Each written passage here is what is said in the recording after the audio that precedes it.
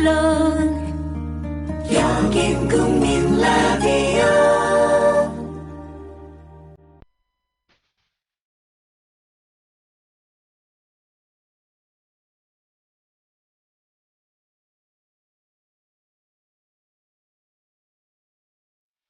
정치평론가 이강윤의 오늘.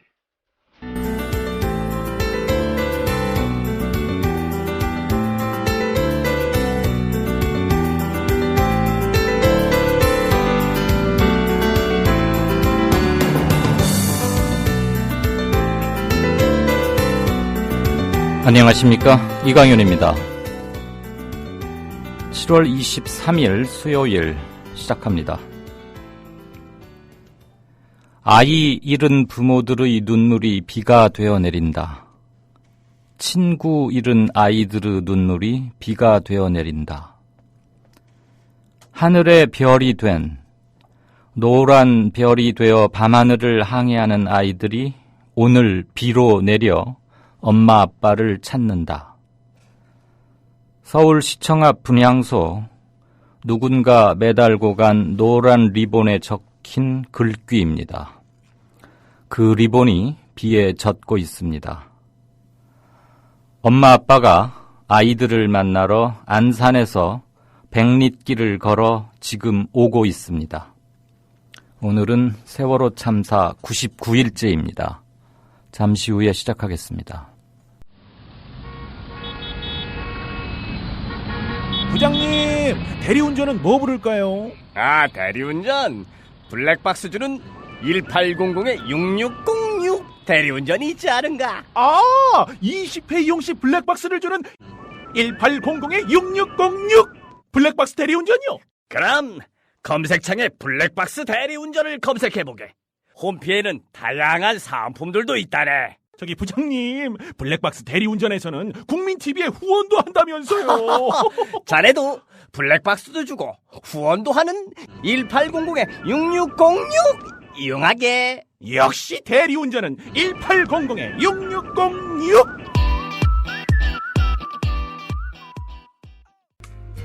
커피. 이제 아무거나 마시지 말자. 커피를 즐기는 사람들에게 질 좋은 한 잔의 커피는 하나의 권리입니다. 커피를 아는 전문가가 정성을 다한 로스팅으로 만든 제대로 된 커피. 제제 원두커피로 여러분의 권리를 누려보세요. 02-749-1002. 주소창에는 카페제제.co.kr, 그리고 검색창에는 카페제제를 검색하세요. 카페제제는 서울 용산구에 위치해 있습니다. 카페제제는 카페가 아닙니다. 커피 전문 인터넷 쇼핑몰입니다. 헷갈리지 마세요. 네, 7월 23일 이강윤의 오늘 이 시간까지 주요 소식 우선 간추립니다. 안산에서 유가족들이 오늘 아침에 시작했고요. 오늘 저녁은 광명에서 1박하고 내일 오후에 서울에 들어올 예정입니다. 유병헌 씨의 은신처였던 순천의 송치째 별장 재압수수색에 나선 수사팀이 별장에서 현금 8억 3천만 원, 미화 16만 달러를 발견했습니다. 합쳐보면 대략 우리 돈으로 한 10억 좀 되는 거죠. 가방 속에 넣어가지고 다녔다는 20억이 맞다면 그중에 반절가량은 여기서 찾아진 게 아닌가 싶습니다. 서울 동작을의 노회찬 정의당 후보가 내일까지 시한을 정하고 후보 단일화를 하자. 그렇지 않으면 본인이 사퇴하겠다 이랬고, 기동민 새정치연합 후보도 좋다, 만나서 얘기를 하자 했는데 무엇을 기준으로 후보를 단일화할 것인가 하는 방법론을 두고 난항을 겪고 있습니다. 이 밖의 소식은 뉴스브리핑에서 간추리겠고요. 경제 코너에서는 중국에 예속되어가는 한국 경제, 예상이 되어 왔던 일이긴 합니다만은 그 속도가 생각보다 빨라지고 있다, 그런 내용. 그리고 최경환 부총리가 얘기했죠. 한국 경제가 일본처럼 잃어버린 20년 그 전철을 되밟을 수 있다, 이런 경고. 그 배경, 이런 것들 짚어보겠습니다. 행간에서는 국가의 총체적 무능에 대해서 한번 생각해 보겠고요. 진짜 인터뷰 코너에서는 정의당의 박원석 의원 연결해서 지금 범야권, 특히 민주당과 새정치연합과 정의당 사이의 후보 단일화에 관한 그쪽 당의 입장, 생각, 현안 이런 것들 얘기 나눠보겠습니다. 연희 때처럼 견해 올려주십시오. 최대한 반영하겠습니다. 네, 안은필 기자 어서 오십시오. 네, 안녕하세요. 세월호 유가족들 1박 2일 도보 행진 시작했죠. 새정치연합 의원들 몇 도 함께 오고 있고요. 거기 지금 비는 어떻답니까, 날씨는? 예, 비가 올 것으로 많이 걱정을 했는데요. 비는 오지 않았고, 그리고 태양도 뜨겁게 뜨지 않아서 오히려 좋은 날씨였다고 합니다. 네. 네, 유가족들과 박영선, 문재인, 전해철, 정청래, 진선미 의원 등 새정치연합 의원 10여 명, 그리고 시민들이 오늘 오전 9시 안산 합동분향소를 출발했습니다. 도보행진단은 오후 8시 30분쯤 광명시민체육관에 도착해 촛불문화제와 국민대토론회를 개최할 예정입니다. 유가족들은 오늘 오전 출발 전 기자회견에서 세월호 특별법 제정에 국민적 의지를 모아내려 한다며 대통령의 결단을 촉구한다고 밝혔습니다. 또 도보행진단은 참사 100일인 내일은 광명을 출발해 국회를 거쳐서 서울광장 합동분향소로 이동할 계획입니다. 이어 서울광장에서 촛불문화제를 열고 광화문 광장까지 이동해 도보행진을 마무리할 예정입니다. 네, 유병헌 씨 얘기 좀 해볼까요? 혼자서 산속을 헤매다가 숨졌을 가능성이 조금 커지면서 뭐 그런 얘기가 나오고 있죠? 예, 그렇습니다. 시신의 부패 정도를 봤을 때 유 씨가 별장에서 빠져나간 지난 5월 25일 그 이후에 며칠이 지나지 않아서 유 씨가 사망했다고 추정해 볼 수 있는데요. 그렇다면 별장을 탈출한 순간부터 이미 혼자였던 것 아니냐 이런 의혹입니다.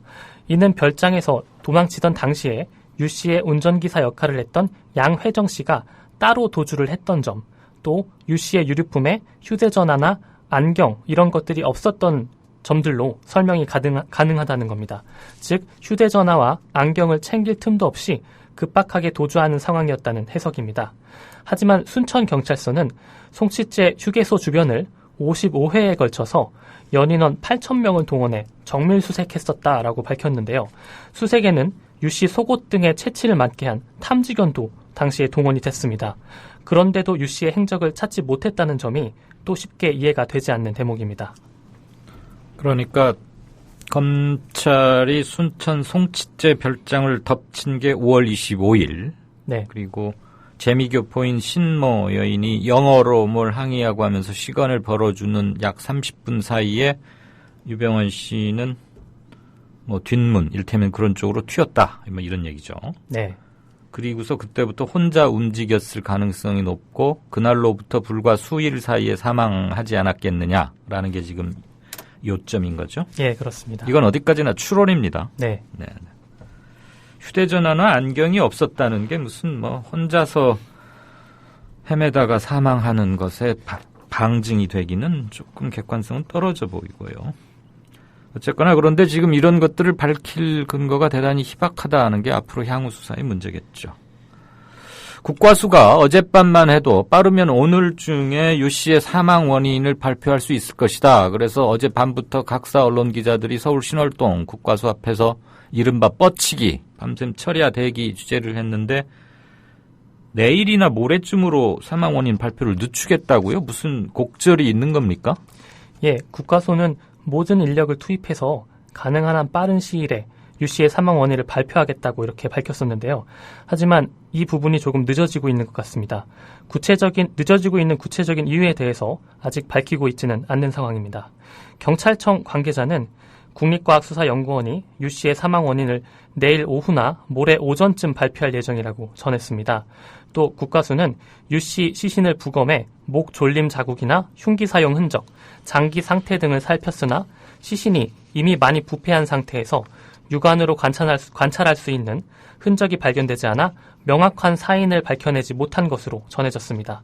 한편 유 씨의 여동생인 유경희 씨와 매제인 오감렬 전 체코 대사의 아들이라고 본의를 밝힌 남성이 어제 국과수에 전화를 걸어 시신 확인이 가능한지 문의했다고 확인이 됐는데요. 시신 분석이 끝나면 이 남성이 직접 국가수를 찾아서 유 씨의 시신을 넘겨받을 것으로 보입니다. 네, 지금 가장 중요한 건 자살인가 타살인가겠죠. 근데 지금 아직은 못 찾고 있다 이런 얘기죠. 독극물 반응 이런 거는 빨리 나올 텐데 조금 이해가 잘 안 갑니다. 경찰이 시신이 발견된 전남 순천 매실밭 등 송치제 일대를 다시 정밀 재수색하고 있죠. 예, 그렇습니다. 수사본부는 재수색에서 유병헌 씨의 안경을 비롯한 유류품을 찾고 있습니다. 수사본부는 또 송치제 별장에서 시신이 발견된 매실밭까지 유 씨가 이동했을 것으로 보이는 곳을 따라 행적 수사도 벌이고 있습니다. 수사본부는 이미 검찰과 경찰이 압수수색한 유병헌 씨의 은신처, 송치제 별장을 비롯한 서너 곳을 다시 압수수색하기로 했습니다. 한편 검찰과 경찰은 순천지청과 순천경찰서를 대상으로 유 씨의 변사 사건 처리가 제대로 됐는지에 대한 감찰도 진행하고 있습니다.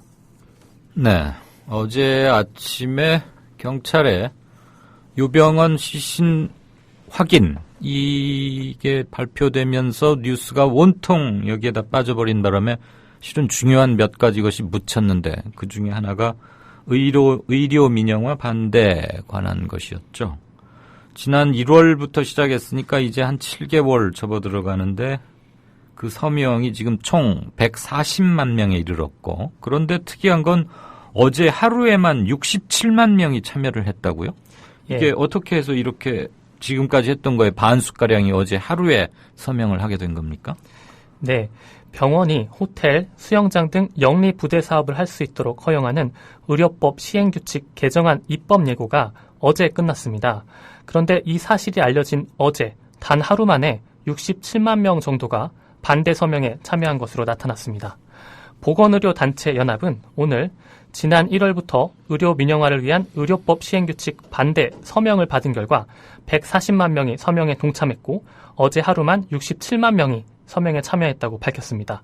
또 보건복지부 홈페이지가 한때 마비되기도 했는데요. 입법 예고 의견 쓰기란에 항의 댓글을 다는 접속자가 늘어나면서 사이트가 마비된 겁니다. 보건의료단체연합은 정부는 행정 독재를 중단하고 국민의 항의 의견에 응답해야 한다며 대한민국이 민주주의 국가라면 의료법 시행규칙 개정안과 영리자회사 가이드라인을 철회해야 한다고 주장했습니다. 한편 전국 보건의료 산업노동조합은 어제 의료민영화 반대 파업에 돌입했습니다. 네, 지금 잠깐 우리 저 시청자 게시판에 윙스님께서 올려주신 속보 하나 볼까요? 연합뉴스가 5시 25분에 그러니까 우리 방송 시작하기 5분 전에 올린 거군요. 검찰 발표로 별장 수색 당시에 유병헌은 벽 안에 숨어 있었다. 이거 뭐 지금 자세한 기사는 없고 제목만 뜬 건데요. 그 벽이 무슨 뭐 영화에 나오는 특수장치 그래서 뭐 잘 안 보이는 건지 뭔지는 모르겠습니다만 어떻게 수색을 했길래 벽 안에 숨어 있었는데 그것도 모르고 그냥 지나갔다 이런 얘기인지. 그러면은 지금 알려진 것처럼 그 재미교포 신모 여인이 항의하던 사이에 어디론가 달아났던 게 아니고 벽 안에 계속 숨어 있었고 경찰은 수색은 했지만 찾지 못하고 철수했다. 그럼 그 뒤로도 며칠간 더 별장에 머물렀을 가능성도 있다. 이렇게 얘기가 되는 겁니까? 후속 기사를 아무튼 좀 봐야겠습니다. 네. 서울 동작을의 야권 후보 단일화, 정의당의 노회찬 후보, 그리고 새정치연합 기동민 후보. 단일화 방법론을 두고 지금 한창 진통이라고요? 시한은 내일로 정해놓은 상태죠. 예, 그렇습니다. 노회찬 후보는 내일까지 단일화가 이루어지지 않으면 사퇴하겠다는 뜻에는 변화가 없지만 단일화 방식은 통상하는 여론조사가 돼야 한다며 여론조사를 통한 단일화를 주장하고 있습니다.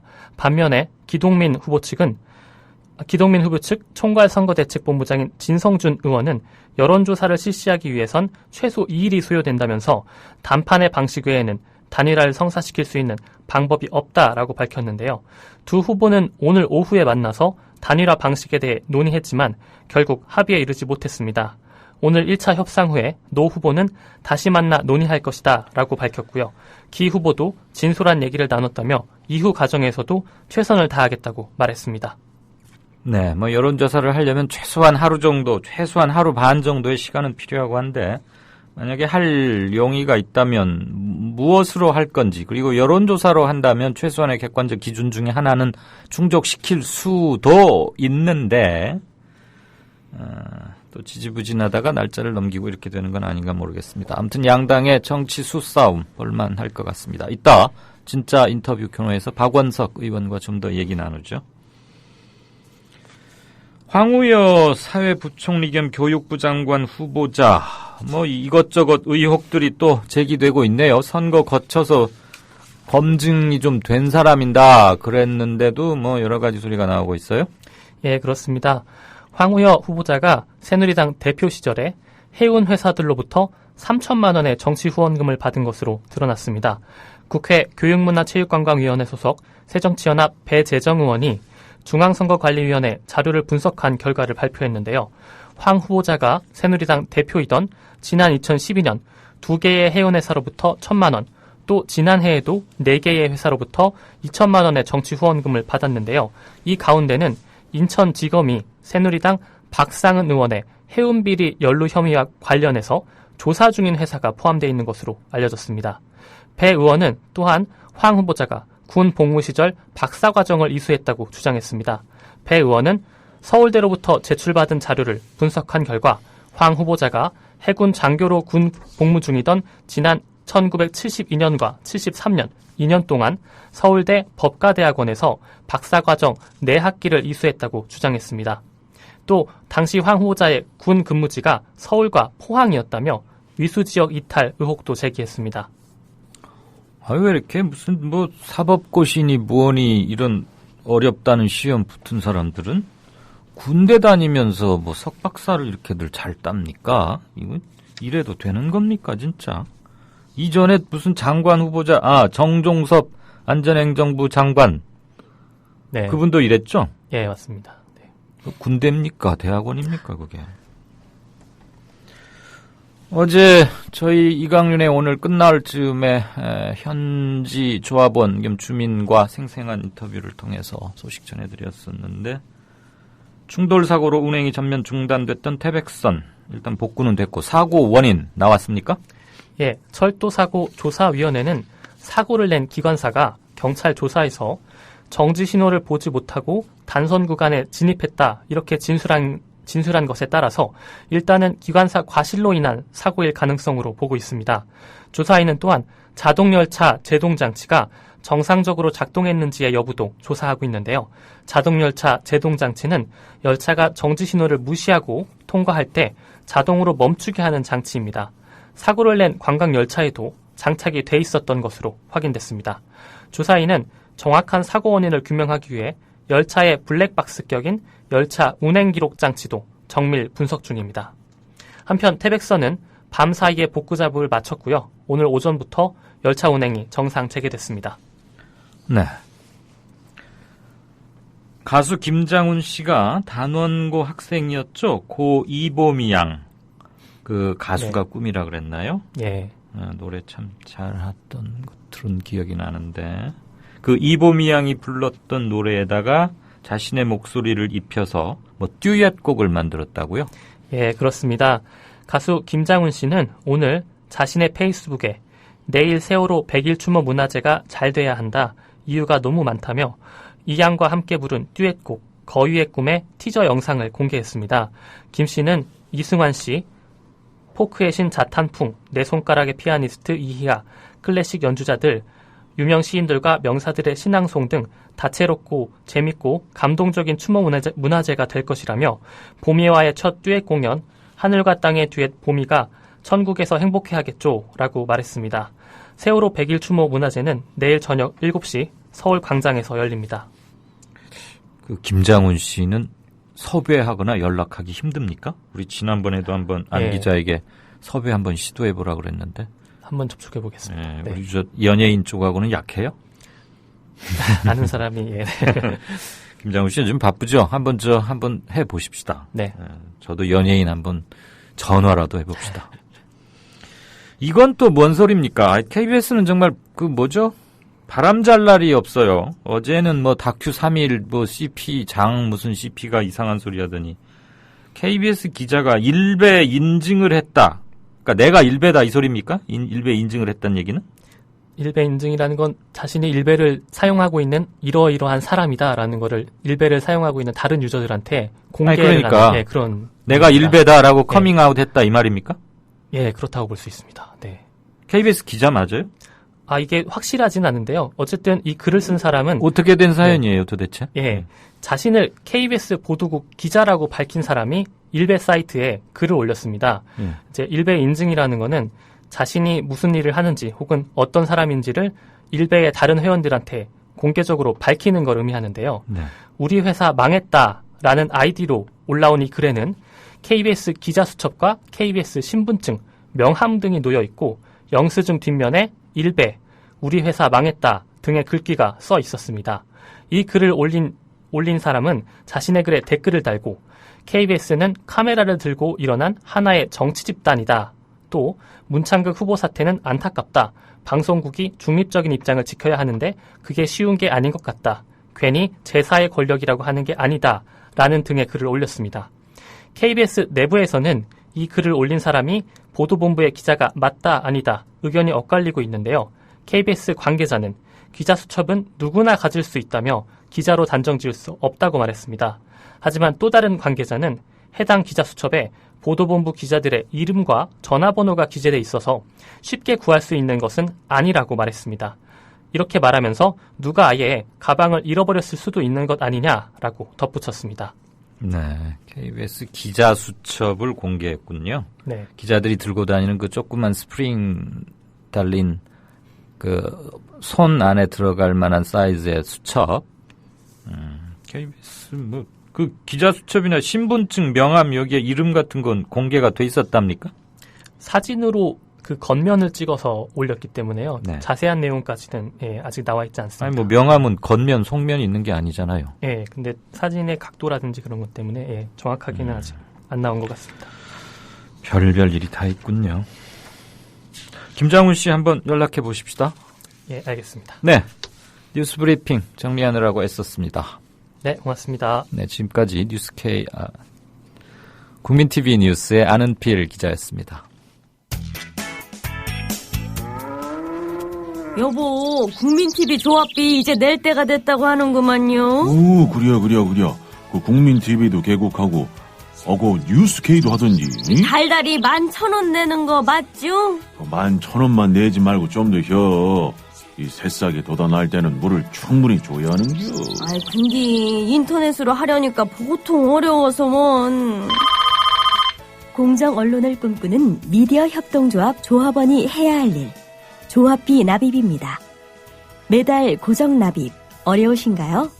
월요일부터 금요일까지 아침 9시부터 저녁 6시까지 서울 전화 3144-0933, 3144-7737로 전화하세요.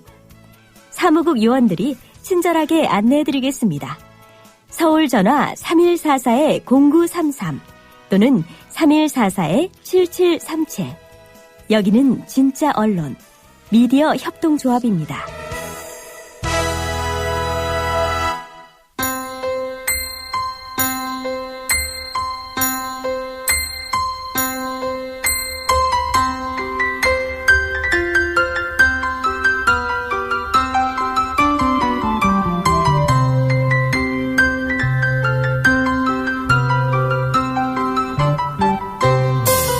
국민라디오 이강윤의 오늘 날씨 이야기입니다.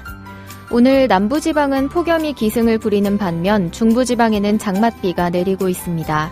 현재 서울 등 중부지방의 비는 많이 약해졌지만 늦은 밤부터 내일 낮 사이에는 돌풍과 함께 천둥번개를 동반한 강한 비가 쏟아지겠습니다. 내일 남부지방으로 비가 확대되겠고 일요일까지는 중부 일부 지방에 국지성 호우가 이어질 것으로 보입니다. 내일까지 예상 강수량은 수도권과 강원 영서, 충청 북부에 20에서 60mm, 강원 영동과 충남, 경북 북부, 그 밖의 남부지방에서도 5에서 최고 30mm 정도입니다. 한편 오늘 중국 남동해안에 상륙한 태풍 마트모는 중간 강도의 소형 크기로 약해졌지만 많은 수증기를 우리나라로 공급해 장마전선을 활성화시킬 것으로 전망됩니다. 서해로 진출할 경우 수도권에 강한 비바람이 불 가능성도 있습니다. 남해안과 제주도에서는 너울에 의해 높은 파도도 예상돼 피서객들은 안전사고에 각별히 유의를 하셔야겠습니다. 지금까지 변현주였습니다.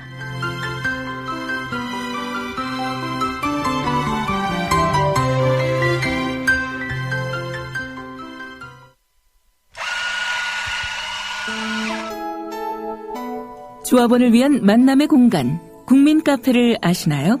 질 좋은 원두로 만든 커피, 그리고 다채로운 음료는 기본이고요.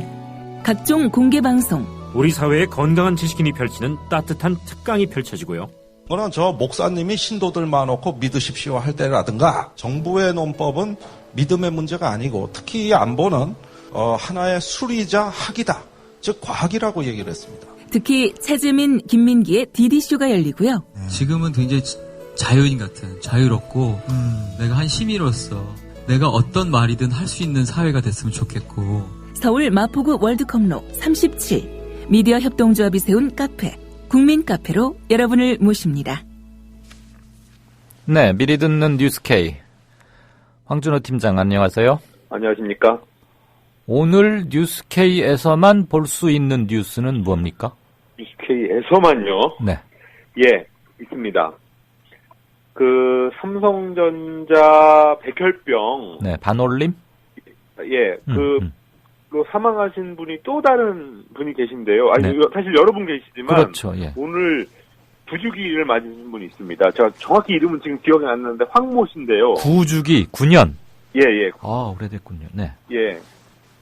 그분 오늘 5시부터 삼성전자 본관 앞에서, 추모제도 하고 그런 상황인데 지금 이게 어떤 의미가 있냐면 네. 지난번에 삼성전자 사장이 사과를 하고 협상을 하겠다고 해서 지금 협상이 진행 중에 있습니다. 예. 어쨌든 그 사과한 이후 첫 번째로 맞은 추모식입니다. 그동안 돌아가신 분들이 여러 있어가지고 제사도 지내고 그렇게 하는데 추모제도 지내고 하는데 네. 어쨌든 그런 입장이 나오고 협상을 시작한 후 맞은 첫 번째 추모식입니다. 그래서 네. 저희가 직접 가서 촬영도 하고 그리고 무엇보다 지금 이제 오늘 지체하는 쪽은 유가족들인데 반올림이라는 곳은 유가족들을 지원해주는 단체 네. 이 두 가지가 있습니다. 그래서 뭐 삼성전자하고 협상할 때는 다 들어갑니다. 반올림도 들어가고 유가족도 당연히 들어가고요. 그래서 오늘 지금 현재 어떤 상황에 와 있는지 백혈병 협상이 네. 그거에 대해서 좀 정확히 쟁점을 짚어드리고 전해드릴 그런 생각입니다. 그게 아마 딴 데선 안 할 것 같습니다. 알겠습니다. 의미 예, 있는 뉴스군요. 예. 협상에 임하는 삼성전자의 태도나 자세가 좀 예전과 달라졌답니까? 예, 조금 달라진 것 같습니다. 그런데 중요한 거는 이게 언론에서 이제 협상하겠다고 했으니까 하면서 다 오히려 언론들이 잘 관심을 갖지 않으니까 아하. 언제든지 다르게 원래 얘기했던 최초에 사과했을 때 그런 태도와는 다른 태도로 나올 수 있는 요지가 가능성이 분명히 있고요. 네. 그런데 지금 이제 웬만한 언론들은 다 삼성에 대해서 비판적으로 했던 언론들조차도 지금 네. 그거에 대해서 좀 지시하지 않는 물론 뭐 쟁점이 없고 기사가 안 되니까 그렇게 하겠지만 지금 좀 계속 견제해야 될 의미가 그럴 필요가 있지 않은가 싶습니다. 기존의 작법이나 눈으로만 보면은 기사가 안 될 수가 있지만 새로운 관점, 새로운 의미를 부여하면 기사가 될 수 있고 만들어야 되는 것이죠. 우리 언론의 고질적인 문제가 또 드러나는 게 아닌가 싶습니다. 뉴스K가 그런 거 꾸짖자고 환기시키자고 만들어진 거 아닙니까? 네, 또요. 저희가 막 잘났다고 이런 거 아니고요. 차분한 마음으로. 그게 중요하죠. 네. 모든 사람은 팩트 앞에서 겸손해야 하니까요. 예, 맞습니다. 그리고 유병원 사장의 시신 문제에서 어제 저희가 리포트를 했는데 오늘 또 조금 더 진전돼서 사실 시신이 발견된 날인가 하루 전인가요? 금수원을 습격해서 연봉도 찾아오고 그랬는데 그런 것들이 좀 앞뒤가 안 맞는 부분이 좀 있어서 그런 것들을 제가 지금 구체적으로 기사를 보지는 못했습니다만 아직 취재 과정이 PD가 하는 거를 예. 그래서 다시 한번 추가로 제기된 문제점들, 네. 합리적 의심들을 모아서 전해드릴 생각입니다. 네. 그리고 오늘 안산 단원구에서 행진이 시작됐는데 국회의원들도 꽤 많이 갔고요. 네. 시민들 해서 몇백 명 정도가 지금 움직이고 있습니다. 그래서 7시 반부터 광명 실내체육관에서 촛불 집회와 토론회. 토론회가 있고, 이제 아마 거기서 숙소를 그렇죠. 사용해서 거기서 살 텐데, 네.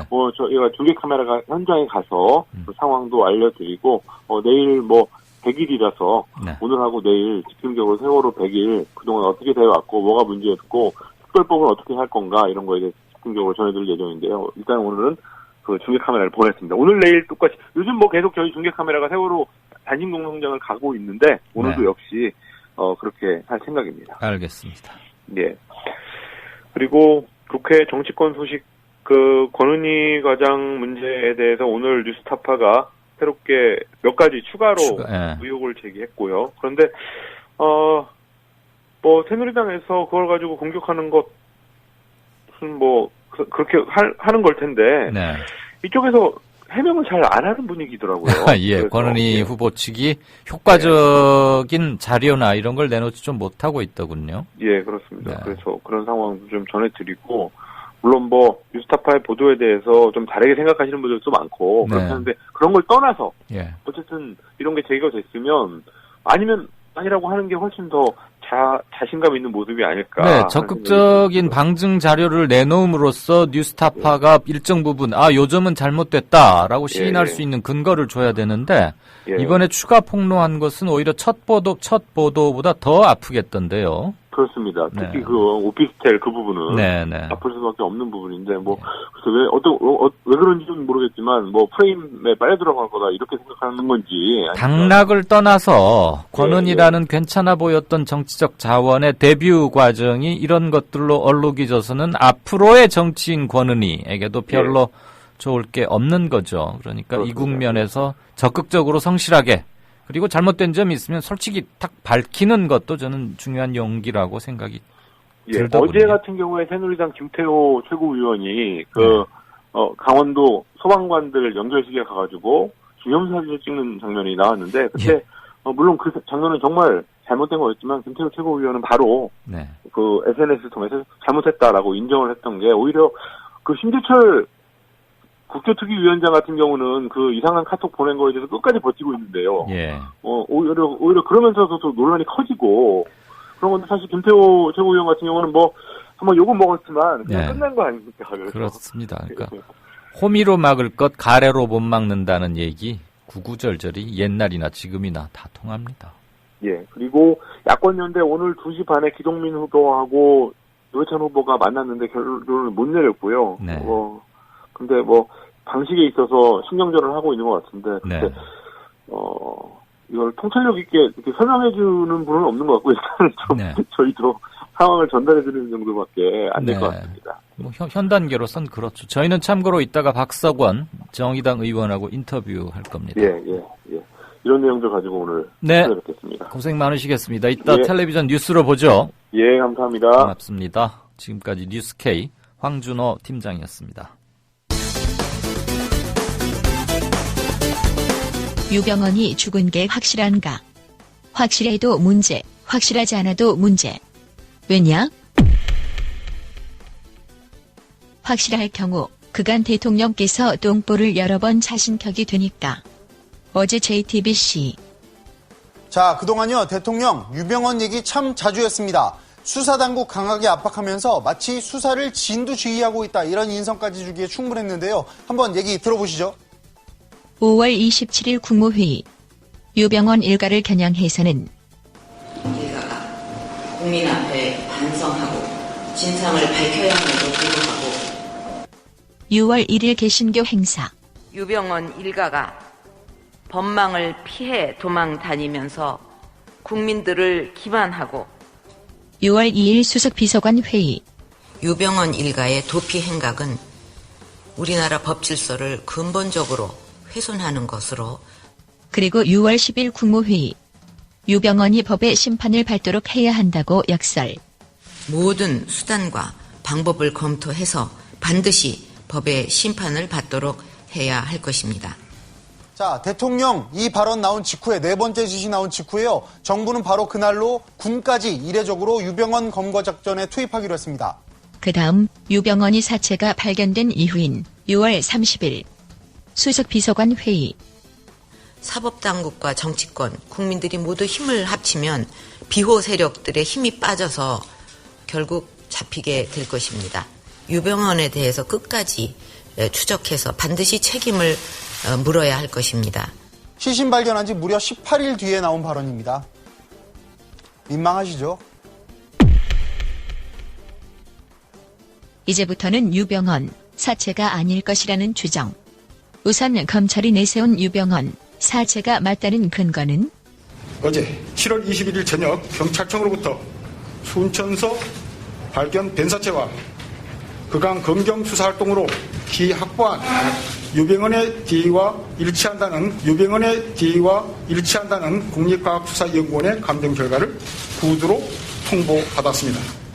사체의 DNA와 대조, 비교했다는 유병헌의 DNA는 무엇? 검찰이 최초로 확보한 유병헌 씨의 DNA는 지난 5월 25일 전남 순천의 비밀별장에서 채취한 체액입니다. 유 씨는 그곳에 30대 여비서 신모 씨와 머물다 검찰이 들이닥치기 직전에 도주했습니다. 검찰은 지난달 11일과 12일 안성 금수원에 진입해 대강당 2층에 있는 유 씨의 침실과 집무실에서 유 씨의 DNA를 추가로 확보합니다. 그래서 유 씨의 개인 공간과 사무실 등에서 칫솔과 면봉 등을 압수했습니다. 곧바로 물품에 대한 감식에 들어갔고 유 씨의 DNA를 추출한 검찰은 순천 별장에서 얻은 유전자와 비교해 일치한다는 결과를 얻었습니다. 이에 대한 노종면 앵커의 의구심. 연봉과 순천 별장에서 수거했던 휴지에서 동일한 DNA가 검출됐다면서 유병헌 DNA라고 결론을 내렸던 것입니다. 추정 둘을 합쳐서 확정을 만드는 명백한 어거지였지만 당시에는 검찰이 체면 처리를 하기 위해서 무리수를 뒀다고 생각하고 넘겼습니다. 그러나 지금 생각해보니 그냥 넘길 일이 아닙니다. 유병헌 DNA가 무리하게 확정되던 바로 그때 순천 별장 인근에서 사체가 발견됐고 그 시신을 유병헌 씨로 확인하는 데 쓰인 증거가 바로 휴지와 면봉에서 추출된 DNA입니다. 유병헌 DNA로 확정할 DNA는 존재하지 않는다는 사실입니다. 결국 확실하지 않은 근거를 근거라고 해놓고는 유병헌 사체의 근거로도 삼는 검찰. 결국 어제 발표는 거짓말이라는 의심도 드는데 거짓말이 맞으면 우리나라 검찰 문 닫을 일 아니겠나. 그런데 어제 발표하던 순천경찰서장의 기막힌 형용 모순 들어보셨나요? 확실하다면 확실하다고 해야지. 확실하다고 추정할 수 있다는 말을 합니다. 확실하다고 추정한다? 다음은 유병헌님이 확실하다고 추정할 수 있는 정황 증거 및 감정 결과입니다.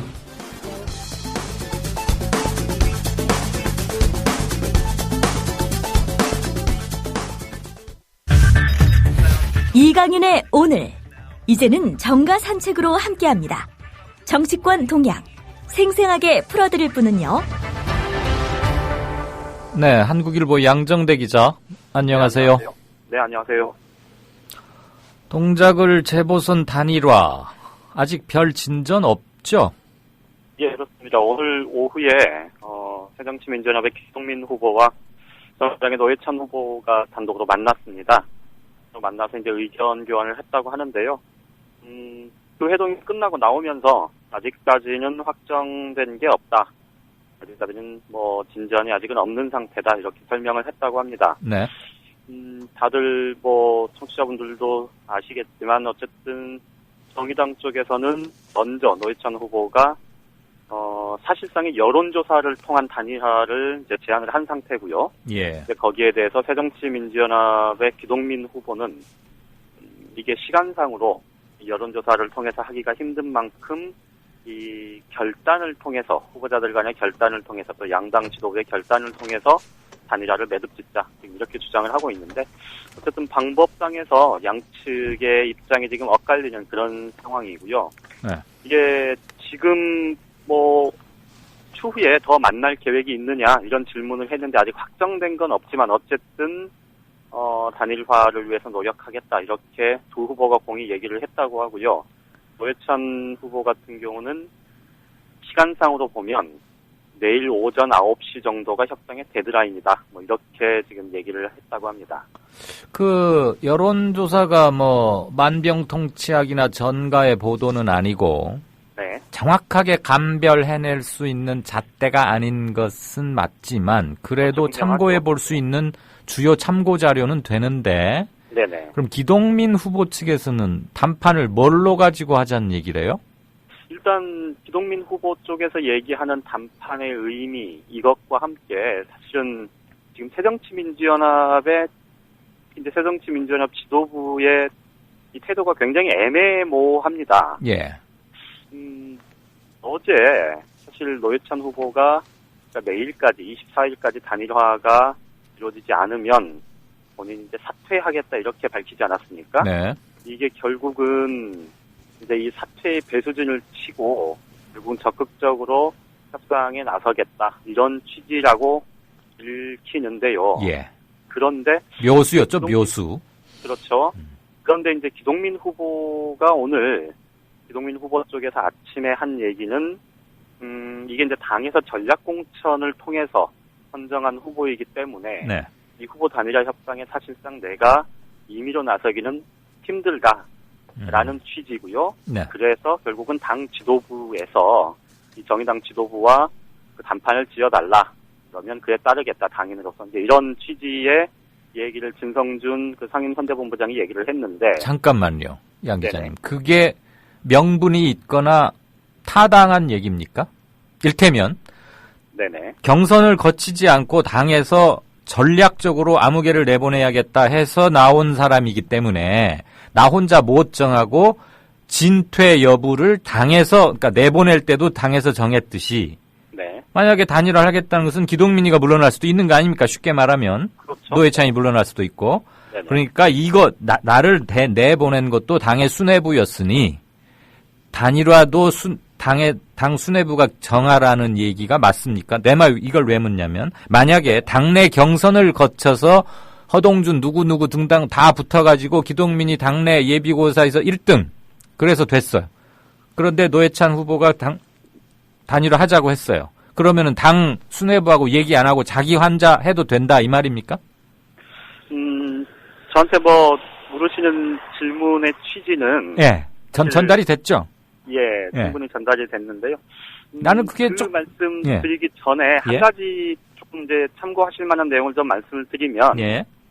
사실은 기동민 후보 쪽에서 얘기하는 그 얘기가 사실 당 내에서도 지금 별반 설득력이 없는 것 같아요. 예. 그러니까 이게 이제 무슨 말씀이냐면 앞서 말씀드렸듯이 기동민 후보의 주장 혹은 이제 입장 이런 것들과 당 지도부, 새정치민주연합 지도부의 입장이 굉장히 애매모호하다 이렇게 제가 말씀을 드렸는데요. 예. 지금 기동민 후보 쪽에서는 당 지도부에서 어쨌든 단판을 지어달라 지금 이렇게 얘기를 해놓은 상태인데 네. 당 지도부는 이거는 당 차원에서 할 문제가 아니고 후보끼리 하라고 미뤘잖아요. 지역구 차원에서 결정할 문제다. 지역 구민들의 의사를 반영해서 결정할 문제다. 지금 이렇게 밀어놓은 상태 아닙니까? 네. 그러니까 이게 보기에 따라서는 기동민 후보가 얘기한 그 단판이라는 게 사실 실효성을 갖기가 어려워 보이는 그런 네. 형국이기도 하고요. 네, 네. 또 좀 달리 좀 더 비판적으로 삐딱하게 보자면 예. 24일까지 단일화 안 되면 노회찬 후보가 사퇴한다고 했으니 그냥 시간 끌고 가자 이런 생각을 하는 것 아니냐 이런 지적도 나오는데 말씀하신 대로 사실은 전략공천 후보이기 때문에 당 지도부가 판단을 해줘야 한다는 게 일면 타당한 얘기일 수 있는데요. 네. 하지만 뒤집어 놓고 보면 이 선거에 출마한 그 후보의 의중이 또 선거 국면에서는 가장 중요한 것 아니겠습니까? 그렇죠. 그 판단과 의중이. 네, 네. 그렇기 때문에 기동민 후보가 얘기한 그 단판이라는 게 정말로 실효성을 갖기 위해서는 예. 당내에 적어도 어떤 경로를 통해서 단일화를 진행을 할 거냐에 대한 그런 프로세스를 먼저 그렇지. 좀 확정을 네. 짓는 네. 그게 선행되어야 되지 않을까. 지금처럼 당 지도부는 지역구에 밀어넣고 또 지역구 후보는 당 지도부의 결단을 촉구하고 서로 지금 볼을 주고받는 거 아니에요? 그렇죠. 오늘 정의당 쪽에서 굉장히 좀 점잖게 얘기를 하긴 했습니다만 이 정의당 지도부가 아니 새정치민주연합 당 지도부가 우리하고 만날 생각이 없다고 얘기하는 거 이게 도대체 뭐냐 네. 이렇게 반문을 하지 않았습니까? 예. 이게 상식적으로 사실 좀 납득하기 어려운 예. 양상이 지금 계속 진행이 되고 있는 거죠. 그 단판을 하는데도 좋은데 그럼 먼저 박원순, 안철수 그런 단판도 있었으니까 말이죠. 네네. 그럼 무슨 단판에 뭐 기준 같은 건 제시를 해야 할 거 아니에요. 그냥 만나서 그냥 형님 먼저 아우 먼저 서로 양보해달라고 그런 건 단판이 아니죠. 지금 그래서 사실은 새정치민주연합 내부에서도 네. 뭐 여러 가지 이제 경우의 수들을 놓고 고민을 할 텐데 예.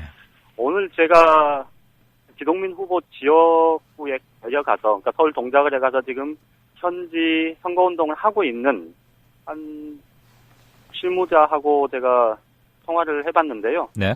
그 실무자는 딱 잘라서 그렇게 얘기를 하더라고요. 이게 지금 서울 동작을만 걸려있는 문제가 아니고 사실은 수도권 선거 전반에 그렇죠. 어떤 구도가 형성될 수 있느냐를 가늠하는 가늠자 역할을 하게 되지 않습니까? 네. 그렇다면 적어도 지금 새정치민주연합 야권 후보들이 완패하는 그 최악의 상황을 극복하기 위해서는 결국은 서울 동작을과 네. 수원 영통 정도가 이 패키지로 묶여서 논의가 예. 될 수밖에 없을 거다. 예. 그렇게 되면 사실은 어느 한 곳을 주고받는 식으로 이렇게 갈 수밖에 없을 거고 앞서 말씀하셨듯이 사실은 여론조사라는 게 만병통치약이 될 수도 없고 그걸로 후보를 결정짓는 뭐 근거가 되기도 힘들겠지만 예. 어쨌든 하나의 참고 자료 예. 이렇게 본다면 실제 가능한 수단, 방법 이런 것들의 측면에서 여론조사도 나름 의미가 있을 수 있다. 예. 뭐 이런 얘기를 이제 새정치민주연합 내부에서도 하는 사람들이 있더라고요. 그래요. 그나저나 뭐 이렇게 어영부영하다 시안이 돼버려가지고 기동민 후보로 자연스럽게 굳어진다 한들 승리가 과연 보일까 하는 점도 있고 노회찬 후보가 던진 여러 수를 함축하고 있는 이 어제의 발표 만 좀 잘 생각해봐야 할 것 같은데 새정치연합이 조금 좀 아마추어 같기도 하고 그렇습니다. 자, 그렇고 서청원 최고위원 어디 뭐 많이 아프고 강원도 가 있다더니 이제 집에 돌아온대요? 어제 서울로 올라왔다고 하고요. 예. 오늘 점심 때 그 전당대회에서 이제 자기 도와줬었던 이 실무자들하고 캠프 해단식도 했다고 합니다. 네. 내일부터 이제 당무에 복귀한다 이런 입장을 밝혔는데요. 전당대회 끝나고 열흘 가까이 그러니까 내일이면 이제 열흘째인데 사실 목이 좀 아프다 이런 얘기를 했는데 실제 목은 되게 많이 상했다고 합니다. 선거 치르면 원래 성대 결절 다 와요. 예. 거기다가 이제 지면은 그게 더 오래가 더 아프고. 70이 넘은 고령이니까요. 그리고 예. 말씀하신 대로 이제 졌으니까 예. 사실은 또 그것도 아깝게 진 게 아니고 큰 표차로. 좀 큰 표차로 저는 진 거잖아요. 예. 그러니까 그 측근하고 뭐 계속 제가 거의 매일 통화를 하는데 뭐 얘기를 들어보면 일단 기본적으로 이 좀 쪽팔려 한다 뭐 이런 얘기도 하고요. 예. 그리고 이제 중요한 거는 지금 당 지도부의 이 신박계가 사실은 이제 서청원 최고위원 한 명인데. 네. 지금 큰 비주류 당 지도부의 흐름 이런 것들에 맞서서 이 싸우는 역할을 지금 70대 고령인 네. 서 최고위원이 할 수 있겠느냐, 그렇죠. 혹은 하는 게 적절하냐 예. 이런 데에 대한 고민도 꽤 있다고 합니다. 예. 그러니까 일단은 재보궐선거가 이제 일주일 앞으로 다가왔고 그래서 재보궐선거의 정책 의미도 굉장히 크고 예. 그러니 당 지도부의 일원으로서 나의 모른 척하고 넘어가면 사실 이후에 전혀 발언권을 갖기가 힘들지 않겠습니까? 예. 그러다 보니까 그 부분에 대해서는 좀 향후 발언권의 입지를 좀 넓혀놓는 차원에서 네. 일단 재보선 지원에 적극 나서겠다. 그렇죠. 이런 입장을 밝힌 거고요. 오랫동안 근데 거부할 수 없겠죠. 그런데 730 이후에도 네. 결국 내일같이 최고위원 회의에 나오고 정상적으로 당무를 보고하는 그런 부분에 대해서 아직 결정은 하지 않았다고 하는데 아마도 네. 뭐 이렇게 김무성 대표가 뭐 박근혜 대통령하고 직접 각을 바로 세우는 그런 일은 뭐 당장은 나타나지 않겠지만 예. 만약에 재보궐선거에서 뭐 새누리당이 좀 아주 호성적을 거둔다면 네. 이 김무성 대표의 입지도 꽤 탄탄해질 수 있을 거고 그러면 이제 더더욱이 좀 원심력이 작용할 수 있겠죠. 그렇겠죠. 그러면 그 과정에서 사실 서최고위원의 역할이 훨씬 더 좀 축소될 수도 있는데 네. 어쨌든 그런 730 재보궐선거까지는 그러니까 당인으로서 또 당의 지도부의 일원으로서 역할은 적극적으로 하되 이후의 행보에 대해서는 일단 상황 봐가면서 상황 봐가면서 결정하겠다. 지금 이런 취지인 것 같습니다. 알겠습니다. 뭐 너무 집 오래 나가 있으면 돌아올 때 뻘쭘 하잖아요. 그렇죠. 그 마지막 하나만 짧게 묻고 끝냅시다. 네네. 순천 곡성의 저 이정현 청와대천 홍보수석. 네네. 그 의외로 뭐 여론조사 돌려보니 잘 나온다는데 사실입니까? 실제로 그렇답니다. 음. 어제 여론조사 결과 한 곳이 이제 사실 뭐 전남 리서치 연구소인가요? 네. 잘 알려지지 않은 해당 지역에서 거기서는- 아마 있을 거예요. 네. 네. 거기서는 15% 포인트 정도 차이가 났었는데요. 누가? 10% 그러니까 12% 포인트 정도를 음. 이정현 후보가 앞서는 걸로 12% 포인트. 예. 오우, 예. 그런 정도 여론조사 결과가 나왔고요. 네. 그러니까 두 자릿수 앞서는 거죠. 그렇죠. 이제 내일자에 아마 보도가 좀 될 텐데요. 네. 현지 여수 MBC와 순천 KBS 공동 여론조사에서는 그게 좀 믿을만 할 것 같은데. 예. 오차범위 내에서 이정현 후보가 서가본 후보를 좀 다소 앞서는 걸로 지금 그런 조사 결과가 나왔습니다. 그래서 김한길, 안철수 이 양반들 막 불이 나게 전라도 뛰어댕기는군요. 근데 실제로 이제 뭐 이런 말씀드리면 청취자분들 중에 네. 좀 뭐 이렇게 거부감을 표하시는 분들도 계시겠지만 아이, 편하게 말씀하세요. 언론은. 저는 사실 호남에서 네. 정말 이변다운 이변이 있어야 아하. 이후 새정치민주연합이 전반적으로 좀 제자리를 좀 다시 잡는 그런 하나의 계기가 될 수 있지 않을까 개인적으로 그런 생각도 갖고 있습니다. 양정대 기자가 우리 게시판까지 다 읽고 방송에 임하는구나. 이 청취자들의 정서를 정확히 파악하고서 지금 정치적 발언을 하신 것 같은데. 그런가요? 예, 잘 들었습니다. 전라도 이정현 순천 곡성이 거기가 조금 볼만한 게 곡성 출신이거든요. 이정현 후보가. 그렇죠. 숫자로는 순천보다 훨씬 적은데 투표 충성도가 아주 강하답니다. 그리고 사실은 이 소지역주의라는 게 또 예. 굉장히 크게 선거 때문에 작동을 그렇죠. 하는데 예. 그거를 깰 수 있다. 이것도 뭐 하나의 좀 큰 의미가 맞습니다. 있는 것이죠. 뭐 이정현이 되라 이런 뜻이 아니고 그렇죠. 어쨌거나 그 국악을 깨트리는 시도는 어디서든 어느 지역에서든지 이루어져야 한다. 이런 건 우리가 얘기할 수 있을 것 같습니다. 예, 얘기 잘 들었습니다. 예, 고맙습니다. 네, 지금까지 한국일보 양정대 기자와 얘기 나눴고요. 게시판 좀 보고 바로 제가 행간을 조금 하고 진짜 인터뷰로 넘어가겠습니다. 며칠 전에 지난 월요일이었죠.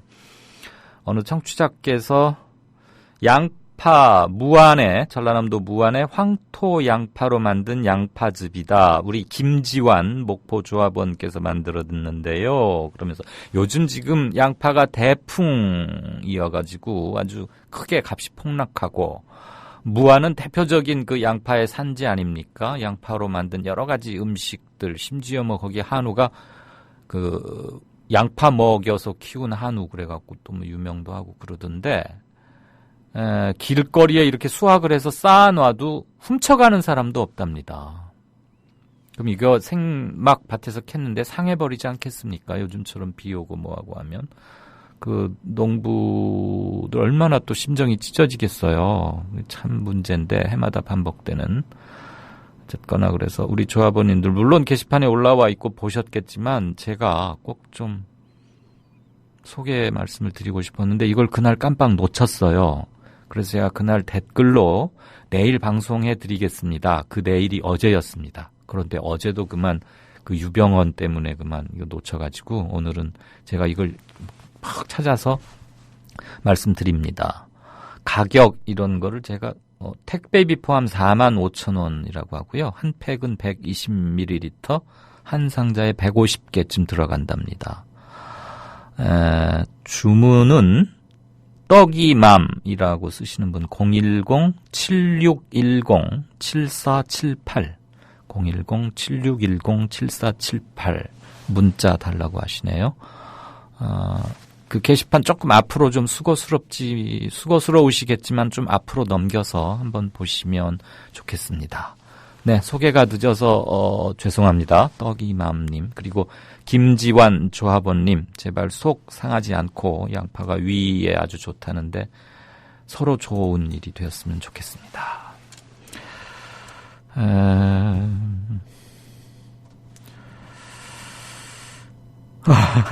캣23님 양파링 만드는 재료로 쓰면 안 되는 건가요? 글쎄요. 저도 이런 걸로 했으면 좋겠네요. 순천 곡성 얘기했더니 권리받고 싶은 이란 분께서 웃기고 있다. 이정현이는 안 돼. 이제 기본적으로 호남 정서가 그렇다는 건 알고 있는데 선거 일주일쯤 남겨두고 몇몇 여론조사에서 의외로 선전하고 있다. 지금 이 얘기를 드린 겁니다. 웃기고 있네 이런 말은 가급적 안 하시면 더 좋지 않겠어요? 아하님께서는 지역주의 깨지는 전례를 원하기는 합니다만 그래도 그 전에 새누리당이 적폐를 없애고 개조가 필요합니다. 두 말 없이 동의합니다. 헬륨 목소리 이건 또 뭐고? 버지니아 울프님께서 아무리 그래도 새누리당을 통한 지역주의 타파는 절대 반대다. 네, 호남에서의 새누리당은 철저한 반성과 자기 혁신 없이는 당선시켜줄 수 없다는 강고한 의지의 표현으로 받아들이겠습니다. 이정현 후보가 내세운 예산폭탄 이런 거 은근히 일부분 먹히긴 먹히나 봐요. 돌조시 이모님께서는 5, 60대 아주머니들의 정서를 또 전해주셨고요. MJ 그린께서 순천인데요. 서가본 찍겠다는 사람 거의 없다. 민주당 좀 혼내줘야 한다. 이런 의견 많다. 아무튼 뭔가 좀 반성보다는 좀 자기 혁신 그리고 감동시키는 혁신 이런 게 좀 필요하지 않을까 싶습니다. 하나만 더 볼까요? 노회찬, 기동민 관련해서는 여론조사 지금이라도 가능하다. 하루 반나절 정도, 그러니까 지금 오늘 저녁부터 시작해서 내일 저녁까지 만 24시간 정도에 할 수도 있다. 의지가 문제지 방법이 없는 건 아니다. 이런 말 주셨고요.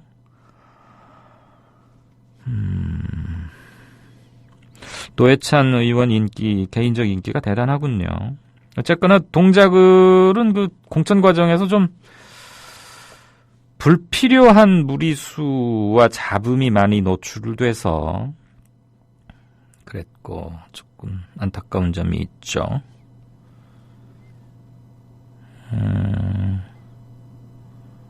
락퀴즈께서는 미리 듣는 뉴스K 전화통화 중에 이강원 시사평론가님이 박원석 의원을 박석원 의원이라고 말씀하셨습니다. 네, 죄송합니다. 박석원 진보연대 상임공동대표하고 그만 헷갈려가지고 박원석 의원이죠. 근데 저는 이강원이 아니고 이강윤입니다. 앞으로 발음 정확하게 하겠습니다. 유병언이 벽장 안에 숨어 있었다. 3평짜리 벽장처럼 이렇게 벽 안에다가 뭔가 공간을 만들어 뒀는데 검찰은 그것도 압수수색한 팀 가서 그것도 모르고 그냥 지나쳤다. 답답하다. 이런 말씀도 주셨네요. 오늘 거기서 돈 나온 거 보니까 슬렁슬렁한 건 맞는 것 같습니다. 그나저나 간이 커요. 압수수색 왔는데 그 벽장이 얼마나 정교하게 해서 잘 안 보이는 곳인지는 모르지만 그 탁 문 걸어 잠그고 그 안에 있었다. 재미있습니다. 지금 박 의원 그러면 행간을 짧게 하고 박 의원 진짜 인터뷰를 하겠습니다. 오늘 행간은 유병언 시신 발견으로 드러난 국가의 총체적 무능이라는 제목의 오늘자 경향신문 사설 일부분을 먼저 들으시겠습니다. 경찰 발표에도 불구하고 의문점은 남는다. 발견 당시 시신은 심하게 부패한 상태였다고 한다. 유 전 회장이 마지막 흔적을 남긴 것은 검찰이 5월 25일 순천 송치제 별장을 급습했을 때다. 당시 도주하다 숨졌다 해도 시신 발견까지는 18일 방치돼 있었을 뿐이다. 단기간에 시신이 이렇게 훼손될 수 있는지 의구심이 든다. 더욱 어처구니 없는 것은 검경의 행태다. 경찰은 송치제 별장 인근에서 의문의 변사체가 세모 관련 유류품과 함께 발견됐음에도 안이하게 대응했다. 검찰 역시 별다른 의심 없이 통상적 변사 사건으로 처리했다. 검찰은 국과수의 DNA 분석 결과가 나온 날에도 추적의 꼬리를 잡고 있다. 검거는 시간 문제라고 큰 소리를 쳤다. 검찰은 유령을 추적하고 있었던 건가? 아니면 추적하는 흉내만 내고 있었던 건가? 네. 아까 어느 분께서 유병언이 아니고 유령언, 시신을 찾았다, 이렇게, 아주 재치 있는 센스와 조어 감각을 보여주셨는데, 어제 제가 오프닝과 여러 코너에서 유병언 시신 발견과 관련된 사법기관의 무능, 이런 건 말씀을 드렸고요. 오늘은 몇 가지만 추가 짧게 하고 끝을 내겠습니다. 우선 전체적으로 국가 시스템이 올 스톱돼 있다. 기강이 해이해져 있는 것은 물론이고 자기가 있는 자리에서 무엇을 지금 어떻게 해야 하는지를 알고 제대로 작동하고 있는 공적 조직, 그 공조직에 있는 인원, 흔히들 공무원이라고 하죠. 거의 없는데 그 중에서도 특히 령이 늘 바로 서고 명분과 실체가 확실해야 그 조직의 존립 기반이 입증되는 것은 바로 사정기관 아니겠습니까? 법을 다루고 법 질서를 지키고 위반자를 단속하고 그에게 합당한 벌을 주고 하는 것이 정부 조직 또는 국가가 운용되기 위한 가장 기본적인 시스템인데, 그 대표적인 게 검찰, 경찰, 법원, 우리 이런 것들이지 않습니까? 사법부는 삼권 분립상 이렇게 독립성이 있으니까 여기서 뺀다고 치고요. 검, 경 간의 극단적인 따로 국밥, 완전히 협조 시스템이 뭉개져 버린 것을 우리 똑똑히 보아왔죠. 국과수에서는 이 유병언이 이거 시신 맞다라고 경찰에 알려준 그날 검찰은 6개월짜리 구속영장 연장을 법원에 청구했고 법원에서 받았습니다. 그러니까 정보가 전혀 공유되지 않고 있다는 얘기죠. 검경 사이의 해묵은 갈등은 우리가 익히 알고 있습니다. 수사권 조정 독립 이런 것 때문에, 그리고 서로가 서로를 지금 못 잡아먹어서 앙앙불락하면서 어떤 검사가 사고 치는 거 아닌가 싶어가지고 경찰도 특공대 조직해서 감시하게 하고, 검찰은 명수는 10만 명이지만 우리처럼 열심히 어려운 시험 공부해가지고 된 것도 아닌 것들이 말이야. 제대로 법도 모르면서 우리 지휘를 받고 일해야 할 경찰들이 감히 우리한테 수사권 독립하고 덤벼? 이 녀석들은 이런 식으로 지금 몇 년째 해오고 있고 아무도 이것을 조정을 못 해내고 있어요.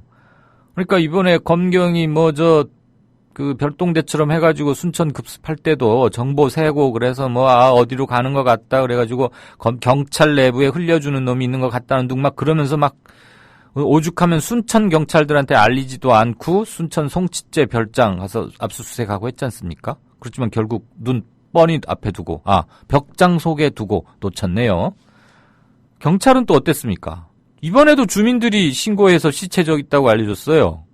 물론 요즘 유병언 씨 시신 사진이 일부 SNS를 통해서 돌고 있는데 이 소스가 정확히 어디 건지는 모르지만, 그리고 상당히 외관상 훼손 정도는 심각은 하지만, 송치제에서 불과 걸어서 30분, 2.5km 근방 이내에서 이상한 게 발견됐으면 의심을 가져봐야 했건만, 그냥 노숙자야. 그러니까 거기 냉동고에 넣어둬.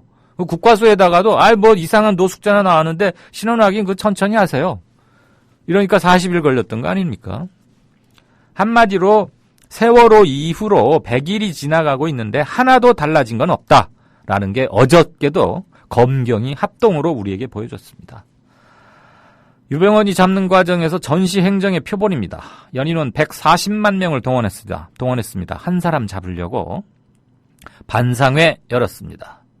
건국 이래 창군 군대를 만든 이래 처음으로 민간인 범죄자 한 명 잡겠다고 군대까지 동원했습니다. 어땠습니까?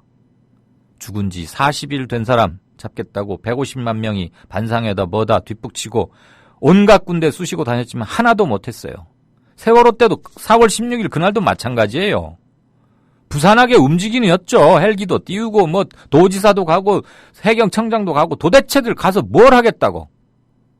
나 거기 갔다 이거지. 그 말 하려고. 그 얌전히 앉아있고 저 잠수사들이나 구조한 사람들 빨리빨리 비행기 태워서 보낼 생각들은 안 하고 말이야. 100일이 지나도 이따우 짓이 반복되고 있는 것은 아직도 기본 마인드 유전자가 안 바뀌고 있다는 명확한 증거입니다. 그러니까 박근혜 대통령은 이 난국을 어렵게 해결하려고 막 이상한 장관들 8명 했다 2명 떨어뜨리고 뭐 그거 가지고 또 국회 공전시키고 그럴 필요 하나도 없어요. 공무원들 의식구조 대표적인 사건 아닙니까 이거. 매실밭에 누워있던 유병헌 40일 동안 왜 이랬는지 뭐 사례 멀리서 찾을 것도 없어. 이 샘플 케이스 딱 가지고 경찰은 왜 잘못했고 검찰은 무슨 공조가 잘못됐고 그래서 당신들이 매 순간 어떤 점이 잘못돼서 지금 이 지경이 됐다. 박근혜 정부 이거 망하게 생겼다. 1년 6개월 만에 이거 무슨 창피냐. 이거 뜯어 고쳐야겠다. 그렇게 하면 개혁됩니다. 네. 유병헌 시신 발견으로 드러난 국가의 총체적 무능. 그 무능은 원인은 멀리서 찾을 일이 아니라고 봅니다. 바로 공무원들 자신의 머릿속에 있습니다. 어제까지 일해왔던 방식 고치지 않으면 내일도 또 이런 사설 나올 것 같습니다. 행가는 이 정도로 하겠고요. 진짜 인터뷰 바로 들어가겠습니다. 박원석 의원 나와 계십니까? 네네, 안녕하세요. 안녕하세요. 조금 네. 기다리셨죠? 연결 과정에서 조금 시간이 됐습니다. 네, 노회찬 진보당 소속 노회찬 의원께서 서울 동작을 야권 후보 단일화 관련해서 시한을 내일로 정했는데 지금 단일화 방법을 가지고 진통, 난항 이렇게 표현해야겠죠? 네네. 현재까지 이 시간까지의 상황은 어떻습니까? 어제 정의당 노회찬 후보께서 저녁 7시 반에 기자회견을 열어서 네. 야권 동작을 위해서 야권 단일화를 위한 결단을 말씀하셨고 24일까지 되지 않는다면 노 후보가 사퇴를 하고 용민 후보를 지지를 하겠다는 네. 그런 그 배수의 진을 말하자면 친 거죠. 예. 오늘 오후 2시 반에 두 후보가 만났습니다. 네. 그 전에 아침 9시에 기동민 후보가 일단 후보의 제안을 만나서 네. 선의를 가지고 진정성 있게 논의하겠다. 많은 분들이 기대를 했는데 결과는 뭐 일단 1차 회동은 사실상 접점이 없이 결렬이 됐습니다. 네. 단일화의 방식이라기보다도 특정한 방식을 좀 제안을 해주셨으면 좋겠는데 네. 이동민 후보는 사실상 노 후보에게 양보를 요구를 했고요. 네. 근데 양보라면 그 협상을 할 필요가 없는 거죠. 그렇죠. 그래서 저희는 이번 선거가 중요하고 특히 동작을이라는 지역이 전체 재보궐선거에 가장 핫한 지역 아니겠습니까? 그렇죠.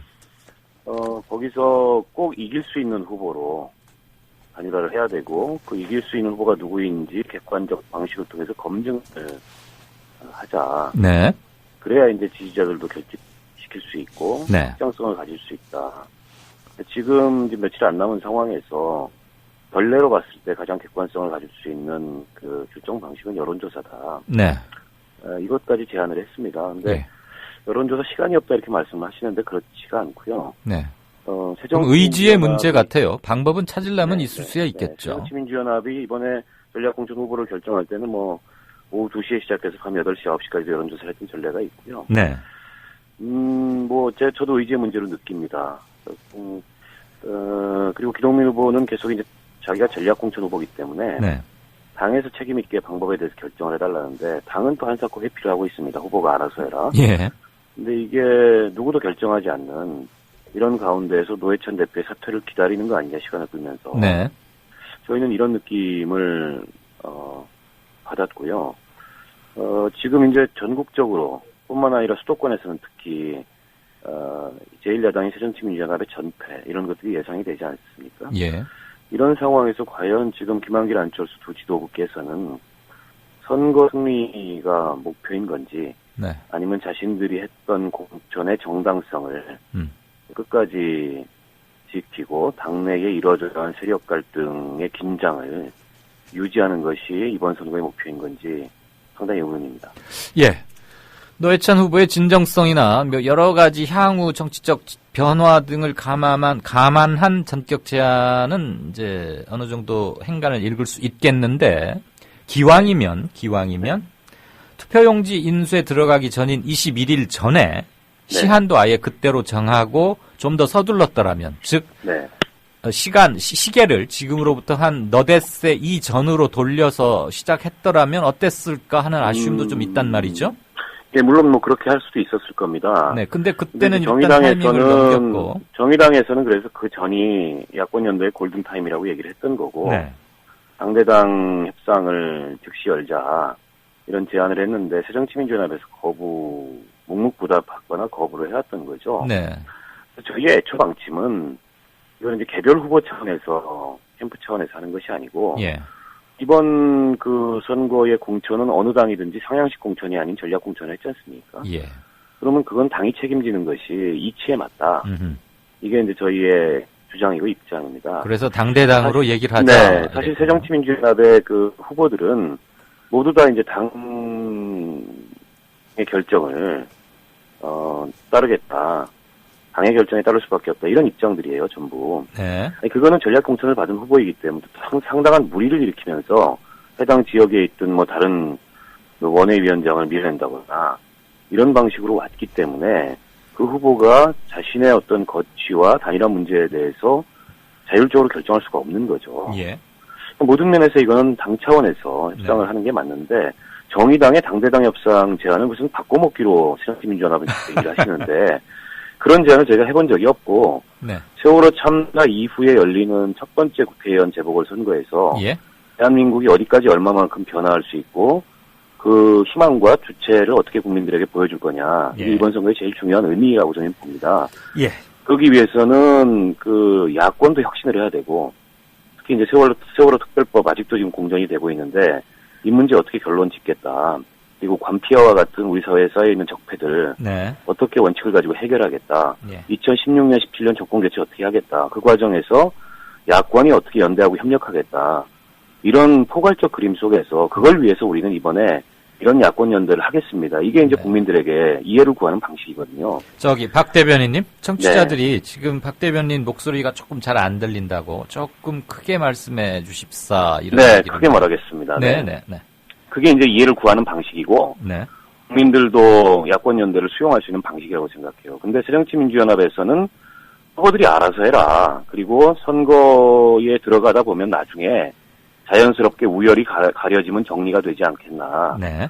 이런 이제 큰 당이 소수당 후보들을 압박해서 정리시키겠다 이런 다소는 패권적인 태도로 일관했다고 저희는 봅니다. 알겠습니다. 그렇기 때문에 21일이라는 투표용지 인쇄 이전에 골든타임을 지키기 위해서 저희는 굉장히 노력을 했다는 점 말씀드립니다. 예. 그런데 파트너가 있는데 저쪽에서 소극적이어서 그 골든타임을 놓칠 수밖에 없는 사정이 있었다. 이 말씀이시죠? 네네. 아까 바꿔먹기 이렇게 말씀하셨는데 혹시 이렇게 번역해서 들어도 됩니까?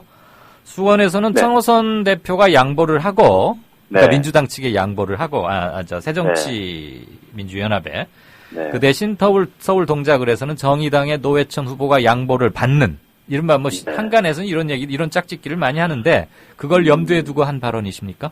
아닙니다. 그 당내에서 뭐 새정치민주연합에서 그렇게 읽었는지는 모르겠으나 네. 그런 방안은 당내에서 비공식적으로라도 한 번도 논의가 된 적이 없고요. 예.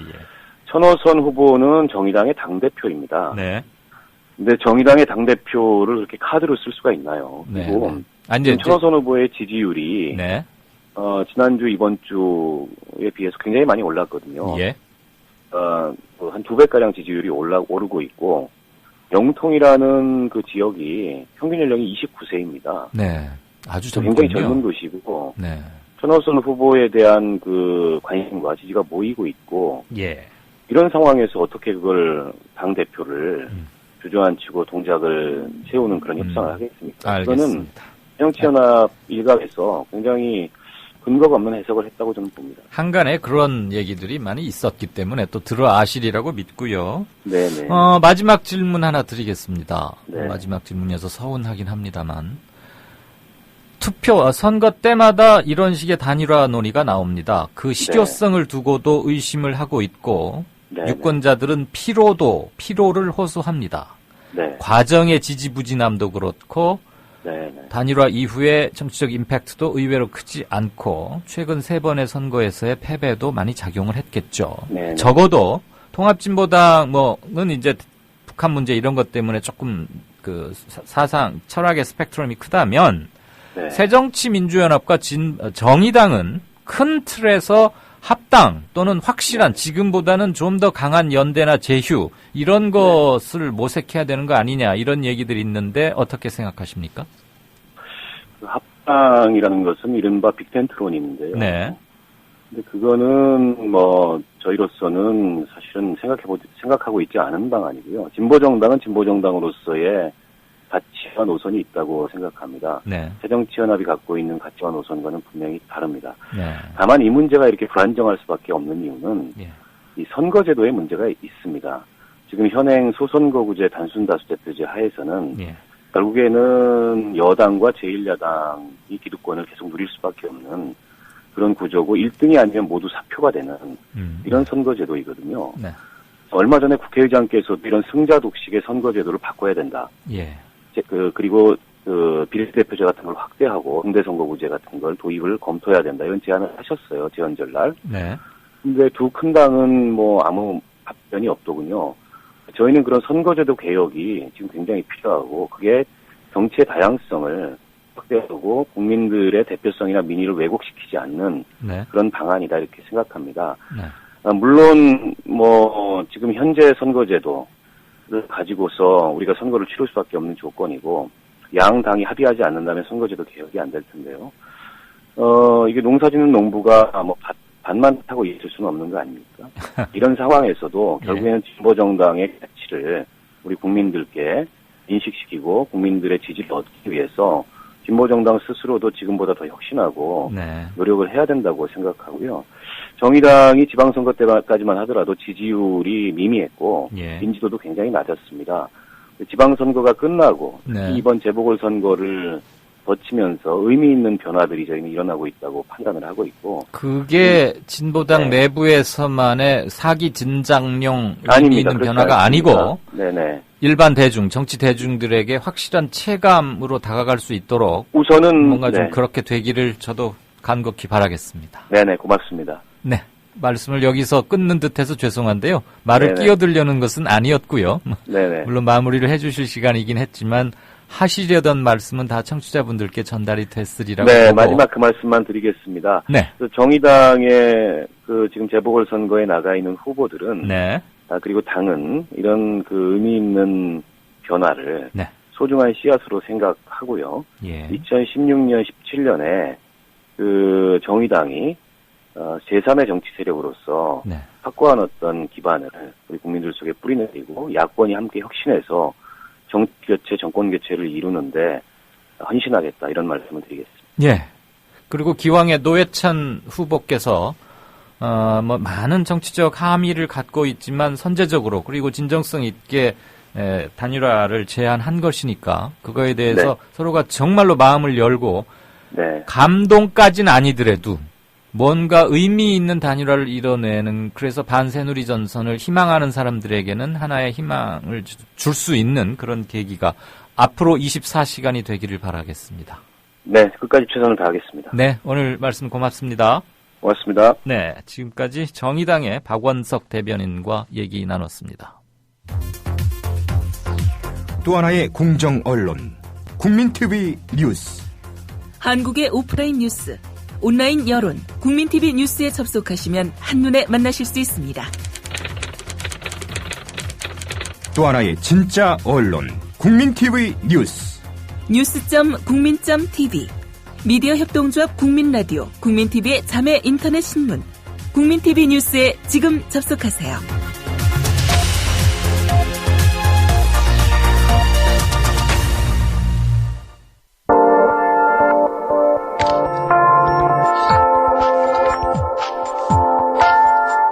지금 여러분께서는 정치평론가 이강윤이 진행하는 국민라디오 시사 프로그램 이강윤의 오늘과 함께하고 계십니다.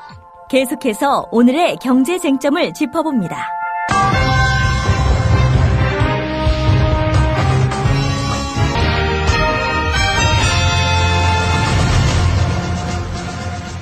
네, 경제 공부 시간이죠. 길경식 이사 나오셨습니다. 안녕하십니까? 네, 안녕하세요. 8분 동안 네. 집중적으로 쪽집게 수업해야 될 것 같습니다. 네. 네, 백헌 머리가 또 바뀌었네요. 아, 매주 머리를 하시는 모양이에요. 중국에 대한 우리 경제 의존도가 점점 커지고 있다. 이러다 잡아 맥히는 거 아닙니까? 이미 그런 상황이 아닌가라는 말씀들도 많이 이미 하시는데요. 네. 특히 기존에는 이제 무역과 관련해서 중국하고 교역량이 매년 늘어나고 있어서 그 부분 아마 대부분들 알고 계실 텐데요. 현재 우리나라가 내는 무역 수지 흑자 부분 중에 60%가량을 중국하고 내고 있고 우리나라 교역량의 그러니까 수출량의 20%가량을 중국에 하고 있는 상황이기 때문에 네. 무역에 관해서는 이미 많이들 알고 계실 텐데 무역 외에도 금융이라든지 부동산 또 이제 관광객들이 워낙 많이 들어오면서 내수 시장에도 이 중국 그리고 중국 사람들의 영향이 빠르게 커지고 있다라고 지금 보도가 되고 있습니다. 제주도 땅은 중국 사람들이 엄청 많이 산다면서요? 그런 소문들이 계속 많이 돌고 있어요. 근데 사실 국내에서 부동산 매입을 중국 사람들이 사실 이제 그 비중이 계속 증가하고 있는 건 사실인데 네. 전체적으로 외국인 중에 가장 많이 국내 부동산을 매입하는 건 미국 국적의 교포들입니다. 사실. 교포들. 네네. 그러니까 외국인이 와서 직접 사는 것보다는 네. 교포분들이 사시는 게 가장 많고, 근데 이제 제주도는 조금 상황이 다른 게 제주도에는 이제 그 투자 이민을 받고 있습니다. 그래서 네. 중국 사람들이 땅을 사서 이제 이민을 오는 식으로 들어오고 있는 부분이 있어서 중국에만 이제 놓고 보면. 그 2년 동안 이 중국인들이 제주도에 집을 매입해서 들어오는 경우가 조금 늘어나면서 이런 부분의 토지가 조금 늘어나고 있는 상황이고 이제 그래도 제주도에도 아직까지도 이제 미국 국적의 사람들이 소유한 토지보다 적은 양이고 근데 물론 또 중국의 거대 자본들이 제주도라든지 또 특히 이제 계속 그 강남의 노른자 한국전력 땅에 대해서 중국 자본이 들어오고 싶다는 의지를 피력을 하고 있어서 그런 부분에 있어서 이제 중국인들의 국내 부동산 투자가 더 늘어나지 않을까 하고 있는데 아직까지는 외국인이 보유한 전체 토지의 비중이 0.2% 정도밖에 되지 않습니다. 특히 이제 제주도 내에서도 중국인이 그 소유하고 있는 토지는 제주도 전체 토지의 0.2% 정도도 안 되기 때문에 아직까지는 그렇게 큰 비중은 아닌 것으로 좀 보여집니다. 자, 토지는 그렇고 부동산 분야는 금융 어떻습니까? 금융도 이제 중국 투자자들이 유가증권 시장에 이제 굉장히 많이 들어오고 있는 것으로 보여져요. 중국에서도 이제 경제 성장률이 계속 하락을 하고 내수 시장도 어려워지고 하면서 그런 어디로 가야 될지 모르는 자본들이 이제 가까운 우리나라로 들어오고 있는 것으로 보여지는데 지난해 12월부터 올해 1월까지 1조 4천억 원 이상 매입을 했다라고 하고 국가별 순매수액으로 봤을 때 지금 가장 큰 규모라고 합니다. 네. 또 국내 거주자들도 이 위안화 예금 잔액이 100억 불을 넘었다고 하는데 우리나라 사람들이 외화 예금을 하고 있는 전체액의 20% 정도를 차지할 정도라고 하고 이게 1년 만에 50배 가까이 그 비중이 증가했다라고 합니다. 그래서 이 증가 속도는 어마어마하네요. 네, 중국에 대해서 그동안 이제 워낙 막혀있던 부분들도 많았고 사람들이 직접 어떻게 이게 해야 될지 모르던 부분들이 있던 것들이 이제 조금씩 풀어지면서 좀 급격하게 늘어가고 있는 것으로 보이고 어제도 잠깐 말씀드렸는데 이 알리페이라는 중국의 일종의 카드 결제 업체라고 보시면 되겠는데요. 이 업체가 이미 일정 부분은 한국 업체하고 제휴를 해서 국내에 진출을 해 있고 이제 직불 카드를 통해서 오프라인 카드 결제까지 이제 할 수 있는 방법을 국내에서 구현을 해서 들어오려고 준비를 하고 있어서 만약에 이 중국계 회사가 한국에 들어오게 되면 한국의 신용카드 업계들이 좀 여러모로 타격을 받을 것으로 보여지고 그 외에 이제 중국의 2위 업체인 텐센트라는 업체도 들어온다라고 하고 미국의 페이팔도 또 들어온다라고 하고 있어서 제가 좀 겁이 많아서 그런지 IMF 때 뒤어서 그런지 모르겠는데 외국 자본들이 막 이렇게 와갖고 자기들 이익만 쏙 따고 과실송금해서 나가다가 우리가 또 특히 대외경제 변화 요인에 너무 취약하잖아요. 네. 그래갖고 또 막 우리가 갑자기 외환위기 일시적인 뭐 유동성이 빠지고 이런 일은 없어요? 근데 그게 사실 우리나라가 아무래도 좀 그 대인 경험이 있다 보니까 외국인 투자자에 대한 좀 부정적인 이미지가 사실 강한 편입니다. 근데 이런 일들이 사실 우리나라에서만 일어나는 것이 아니라 전 세계적으로 일어나는 것이고, 특히 이제 외국인 자본들이 이제 악의적으로 그렇게 하는 경우도 있겠지만 더 큰 건 우리나라의 이 정치권과 그 관료들이 그런 부분들에 대해서 사전적으로 예방하지 못하고 제대로 활용하지 못한 것이 오히려 더 크다고 할 수가 있고, 오히려 지금은 이제 글로벌 시대이기 때문에 이 외국인 자본에 대해서 어떤 그 가치를 가지고 바라보기보다는 가치 중립적으로 바라보고, 그러면 이제 받아들일 수밖에 없고, 또 우리나라 같은 경우에는 외환 부족의 문제를 해결하기 위해서는 외국인 투자를 받아들일 수밖에 없거든요. 그렇기 때문에 그런 상황이다라고 하면 이 외국인 투자를 어떻게 그럼 우리나라 한국 경제에 더 도움이 될 수 있도록 올바로 활용을 할 것인지에 대한 부분을 능력과 역량을 갖춰야 되고, 또 우리나라의 금융시장도 더 이상 이제 우리나라 이 좁은 시장을 계속 어떻게 방어할 것인가에만 고민할 게 아니라 어떻게 런던이든 뉴욕이든 진출을 할 것인지 조금 더 공격적인 방안들에 대해서 생각을 좀 해봐야 될 것 같습니다. 그러니까 너무 미리 쫄지는 말자 그 말씀이죠. 능력을 키워야죠. 네. 그렇죠. 아니 뭐 운동 열심히 해서 몸 튼튼하긴 해야 되는데 저쪽이 너무 세면 좀 겁은 나죠, 사실. 자, 이 문제는 조금 압축적으로 설명 부탁드리고 싶은데요. 최경환 부총리가 야, 우리 이대로 가다가든 잘못하면 일본의 잃어버린 20년 그 전철 되밟을 수 있다. 이 말 어디까지 사실이고 안 그러려면 어떻게 해야 됩니까?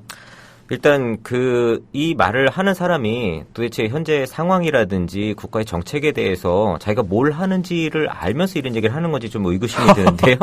왜냐하면 일본의 잃어버린 20년처럼 되고 싶지 않다라고 하면 일본의 잃어버린 20년을 만든 그 정책들을 하지 않아야 그렇게 되지 않을 텐데, 지금 부동산 풀고 뭐 이런 거 말이죠. 최경환 부총리가 지금 하고 있는 정책들이 대부분 일본에서 이미 1990년대 초반서부터 실패를 하고 지금의 잃어버린 20년을 만든 정책을 그대로 하고 있다라는 겁니다. 그래서 지금 자기가 뭘 하는지도 모르는 상태에서 그냥 말만 던지고 있는 것 같아요. 그래서 오히려 그럼 우리 김광수 경제연구소에서 최경환 부총리 초청 포럼이나 뭐 토론회 이런 거 한번 하면 어떨까요? 하면 좋죠. 근데 안 올려나? 안 오겠죠. 그럼 뭐 우리 계속 이강윤의 오늘 해서 계속 말씀 주셔야죠. 뭐. 오늘 강의가 짧아서 미안합니다. 앞에 너무 밀려가지고. 유병은 때문이에요. 그러게요. 이해해 주시고요. 잘 들었습니다. 네, 감사합니다. 김광수 경제연구소의 길경식 연구이사였습니다. 마무리 말씀 드리고 물러가겠습니다. 새누리당 김무성 대표는 어제 경찰의 유병헌 씨 시신 확인 발표에 대해서 정부가 무능한 게 아니라 경찰이 무능하다 이렇게 말했습니다. 나름 대권 꿈도 꾼다는 집권여당 대표의 이 같은 인식에 저는 경악을 금할 수 없습니다. 대한민국 경찰은 정부 소속이 아니라 민병대나 무슨 동네 자경단쯤 된다는 겁니까?